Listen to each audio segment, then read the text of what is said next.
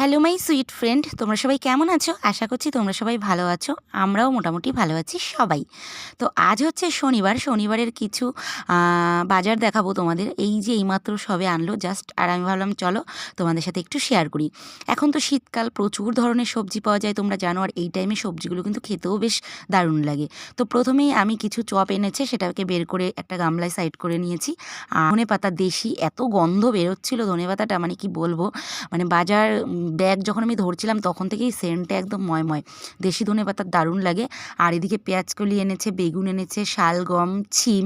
আর এই ছিমটা জানো তো খেতে বেশ ভালো লাগে, একটু লম্বা লম্বা ধরনের হয়, গোল গোল টাইপের, ভালো লাগে। ওই চ্যাপ্টা ছিমের থেকে আর কি ভালো অনেকটা।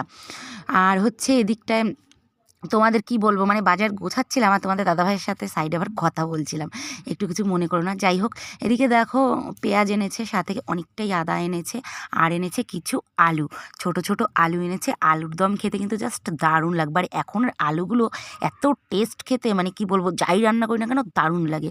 এদিকে এনেছে দুটো সবুজ ক্যাপসিকাম, একটা এনেছে লাউ, আর কিছু এনেছে চাল। দুদিন আগে হচ্ছে তোমার গাজর, তারপরে মটরশুঁটি, বিনস, এগুলো এনে রেখেছে। হ্যাঁ, কী হবে তোমরা অলরেডি বুঝে গেছো। তারপর আমি রান্না করলে অবশ্যই তোমাদের সাথে আমি শেয়ার করব।